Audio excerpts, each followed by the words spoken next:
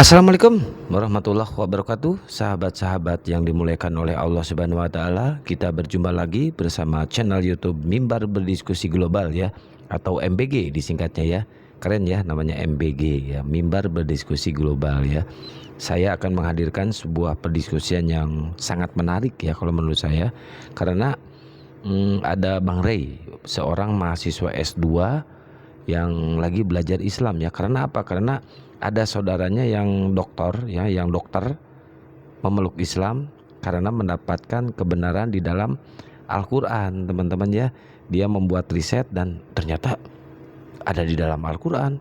Dilihat di Bible, dipelajari di Bible, nggak ada di Bible. Aduh gimana nih. Nah jadi dia mendapatkan dia melakukan riset dan mendapatkan kebenaran dalam Al-Quran.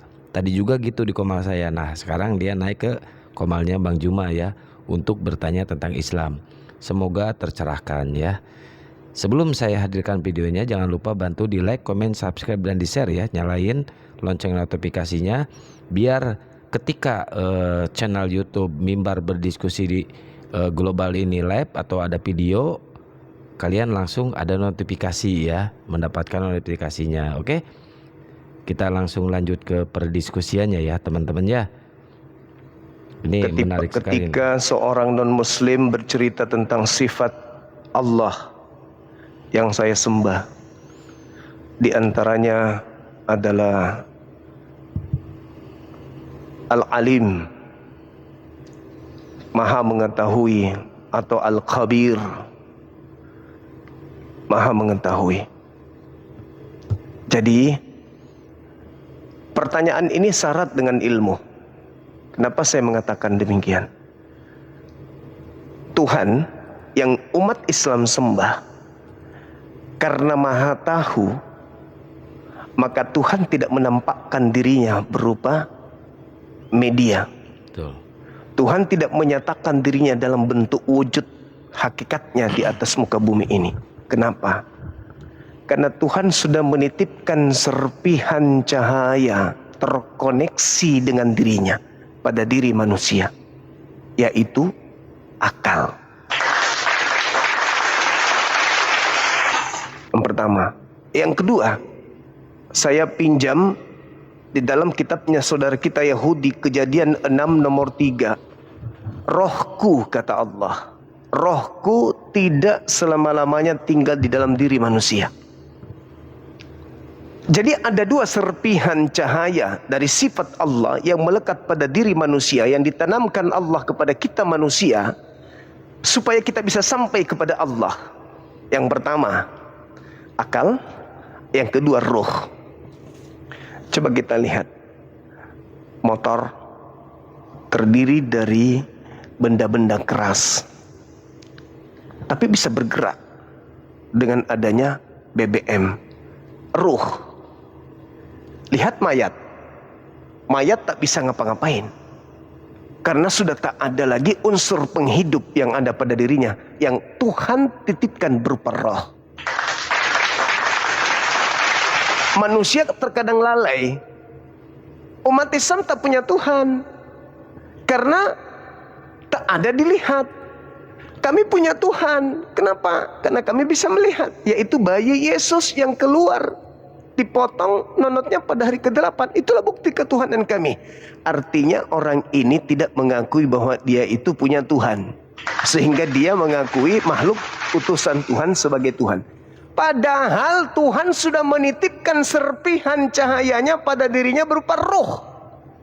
Dari sejak dia dilahirkan sampai ia hidup detik ini, dia bersama dengan roh itu, tapi dia tidak mengenal apa roh itu yang membuat dia bisa berbicara, yang membuat dirinya bisa ngomong, bisa merasa, bisa berjalan, bisa sombong di hadapan penciptanya dengan menyembah yang lain. Ada roh, esensi yang pernah terpisah. Dari sejak ia dilahirkan sampai detik ini, sedetik pun tidak pernah terpisah, yaitu roh yang melekat padanya, yang dipakainya untuk membangkang kepada Tuhannya.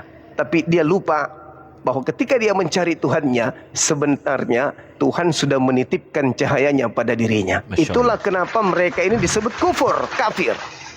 Jadi akal ini adalah makhluk materi Tuhan yang tertanam dalam materi fisik tubuh kita sebagai manusia. Saya ulang lagi, akal makhluk materi Tuhan yang ditanamkan, yang dibenamkan pada diri kita manusia. Sehingga Tuhan tidak perlu turun menjadi makhluk untuk kita kenal. Kenapa? Dengan akal dibuat oleh yang maha mengetahui, disetting oleh yang maha mengetahui, bahwa dengan akal yang aku ciptakan dan aku simpan pada otak manusia inilah yang akan menjadi benang merah penyambung tongkat pemahaman menuju kepada keberadaanku oleh mereka yang berakal. Makanya Al-Quran mengatakan wal yatazakkara ulul albab, hanya orang yang berakal yang bisa sampai kepada Allah. Hanya orang berakal yang bisa mendapatkan pelajaran. Kenapa mencari Allah? Kita bisa berbicara karena Allah. Kita bisa merasakan, kita bisa berkarya, kita bisa melakukan apapun itu karena Allah. Kenapa mencari Allah? Kenapa mencari Tuhan? Makanya dalam Islam itu asyhadu alla ilaha illallah. Aku bersaksi. Kok kamu bersaksi kamu tidak melihat Allah? Kata siapa? Kata siapa aku tidak melihat Allah? Ketika aku bercermin, aku melihat Allah. Masya Allah. Ketika aku berbicara, aku melihat Allah berbicara. Ketika aku hidup, aku melihat Sang Maha Hidup sedang menghidupkan. Ketika aku melihat orang mati, aku sedang melihat Sang Maha Hidup mematikan. Lah, kenapa mencari Allah? Sekeliling kita sudah dinyatakan keberadaannya. Makanya kita tidak perlu mencari Allah, karena akal sudah disimpan pada diri kita. Serpihan cahaya yang Allah titipkan sebagai sinyal, alat deteksi untuk menemukan aku. Jadi kita tidak perlu mencari Allah. Allah itu maha tahu. Sama, kembali kepada pernyataan saya tentang Quran. Nih, Alkitab saya. Ini Alkitab saya nih, Al-Quranul Karim. Begitu saya buka, lembaran-lembaran yang ada di dalamnya adalah lembaran-lembaran yang penuh ayat, di mana ayat ini akan menghantarkan manusia paham bahwa Al-Quran ini adalah kalam, dia adalah perkataannya. Kenapa bisa? Karena setinggi apapun pengetahuan manusia, Al-Quran selalu di atas dari ilmu. Kenapa Al-Quran tidak pernah direvisi? Kenapa Al-Quran tidak pernah dikoreksi? 1400 tahun silam, ketukan-ketukan huruf dan bunyi yang muncul di dalamnya berupa dalil ayat menjadi sebuah kalimat, menjadi sebuah instruksi perintah hukum, itu selalu di atas daripada hukum manusia. Sehingga ini tidak perlu direvisi, tidak perlu dikoreksi, tidak perlu ada TB1, TB2, TB3, TBC dan seterusnya, nggak perlu. Kenapa? Karena ini kalam Allah, ini firman Tuhan. Kalau ini firman Tuhan, berarti ini perkataan yang maha tahu. Kalau ini perkataan maha tahu, berarti ini adalah perkataan yang berlaku sepanjang zaman. Karena bagi Tuhan Allah tidak terikat ruang dan waktu. Berbeda kalau ucapan manusia. Pada para profesor, para penasehat presiden bikin satu keputusan, bikin undang-undang, rapat mereka seminggu, sebulan. Tapi ada zamannya, berlaku hanya paling maksimal 5 tahun. Kenapa? Setinggi-tinggi ilmu mereka para profesor akan tergerus oleh zaman, tergerus oleh waktu, akan tertinggal oleh perkembangan. Tapi Tuhan yang maha tahu perkembangan manusia dari sejak manusia belum dicipta sampai manusia nanti habis di bumi, ilmunya lebih tinggi, tidak bisa dirubah. Maka Al-Quran tidak pernah kemudian harus direvisi ini. Artinya ketika ada sebuah kitab yang direvisi oleh manusia, berarti manusia itu lebih pintar dari Tuhannya. Berarti itu bukan firman Tuhan. Kenapa? Kalau firman Tuhan, kenapa bisa manusia lebih canggih? Kenapa bisa manusia pengetahuannya lebih terupdate daripada dia? Berarti itu bukan firman Tuhan. Atau itu firman Tuhan tapi sifatnya temporer, hanya untuk kaum tertentu pada masa tertentu. Kalau Al-Quran ini enggak. Ini tidak. Inna nahnu nazzalna dzikra wa inna lahu lahafizun. Aku Tuhan yang mewahyukan Al-Quran, aku juga yang akan menjaganya. Artinya bukan dijaga doang. Artinya apa? Pergerakan pengetahuan manusia, secanggih apapun mereka, tidak akan bisa mengalahkan ilmu pengetahuan yang ada di dalam Al-Quran. Begitu ada temuan, ternyata 1400 tahun sudah ada di Al-Quran lebih dulu. Baru-baru ini ditemukan tentang sidik jari, sebelumnya embrio. 1400 tahun sudah ada duluan. Artinya tidak mungkin seorang Nabi Muhammad mengarang. Gak mungkin. Kenapa? Apa yang ditorehkan oleh ilmu pengetahuan hari ini sudah ditemukan, sudah disampaikan oleh Nabi Muhammad 1400 tahun silam. Bukti bahwa ini adalah perkataan pencipta langit dan bumi. Sah oleh ilmu. Gak bisa kita tolak. Gak ada yang bisa menolak itu, kecuali kebencian dan ketidaksukaan terhadap kebenaran. Sedangkan Bible, maaf ini adik. Ini saya punya Bible. Di situ ada menumbuk Bible. Dari tahun berapa sampai tahun keberapa, itu berbeda kemudian isinya. Apakah ini firman Tuhan? Sama-sama bahasa Indonesia tapi mengalami perubahan. Tidak frontal tapi sangat mempengaruhi. Kalau firman Tuhan kenapa bisa direvisi manusia? Berarti manusia lebih pintar daripada Tuhannya. Sampai-sampai dia harus mengoreksi firman Tuhannya. Oh, itu bukan firman Tuhan kawan, itu hanya terjemahan. Berarti Anda sudah mengakui Kristen bukan firman Tuhan kitabnya. Serba salah bukan? Tapi kalau Al-Quran tidak bisa direvisi. Kenapa? Setinggi apapun pencapaian hidup manusia, Al-Quran selalu berada di atas.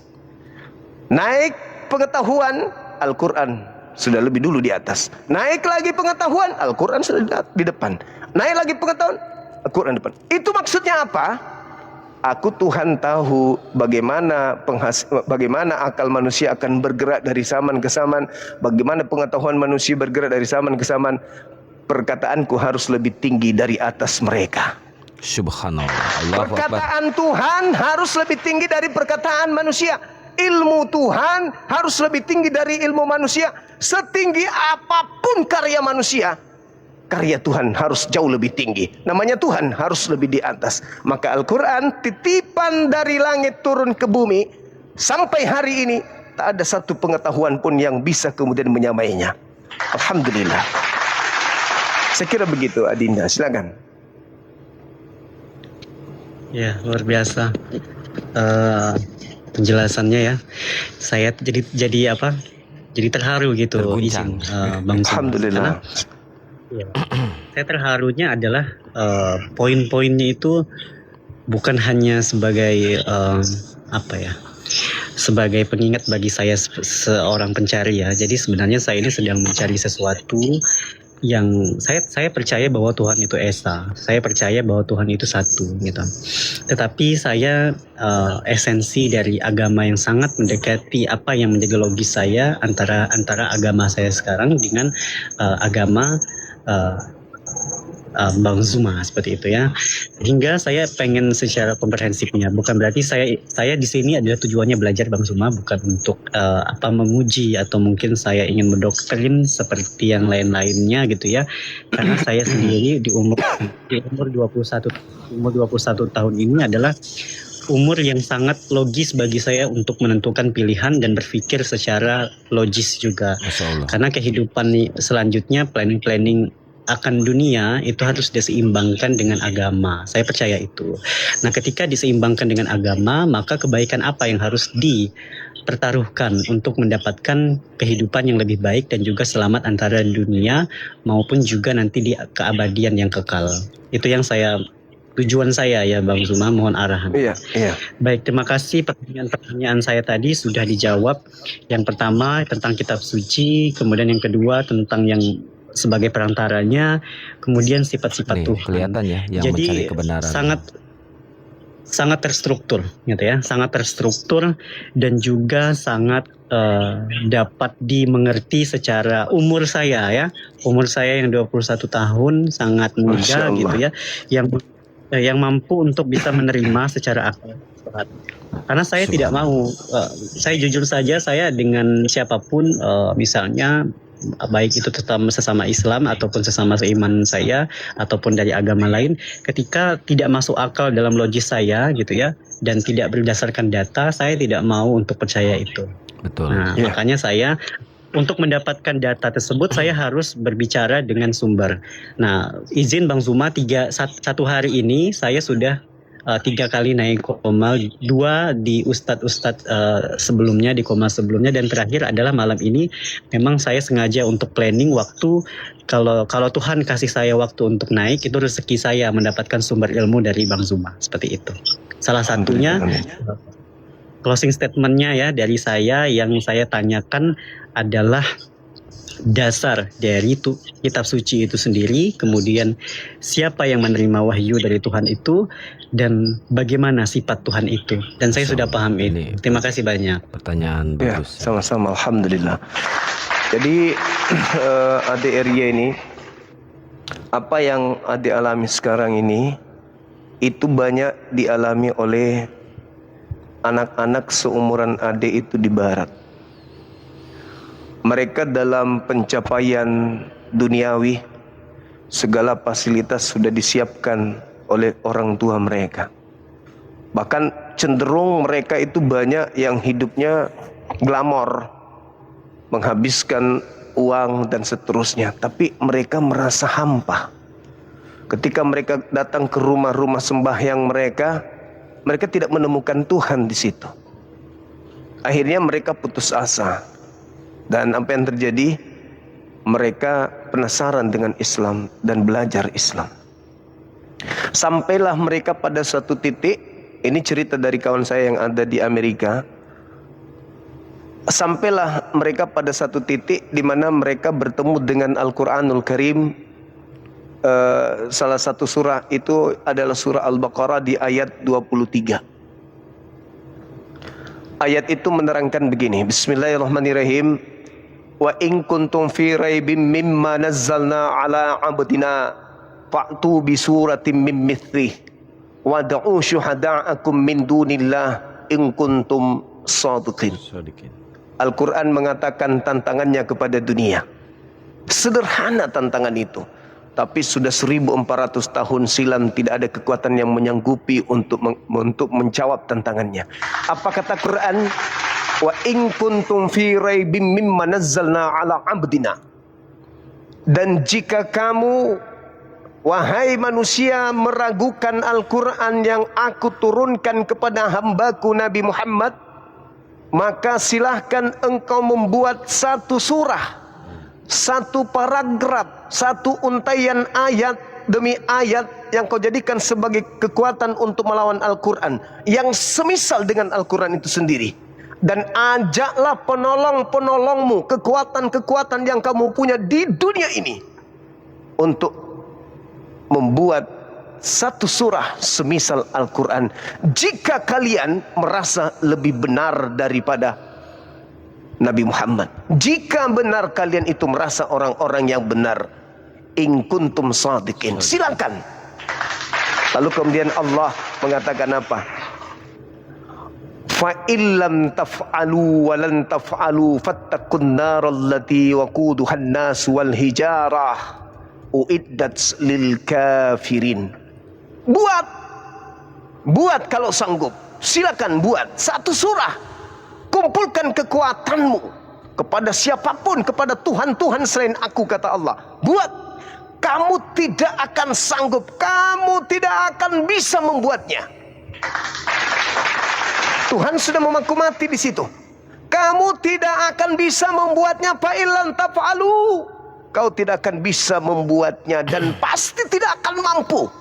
Kata Quran tuh, fa illam taf'alu walan taf'alu fattakun narallati waquduhan nas wal hijarah Allah uiddat lil kafirin. Al-Quran mengatakan, aduh, mohon maaf, ada gangguan daripada teknis. tantangan itu Allah sendiri yang menjawabnya. Kamu tidak akan mampu membuat.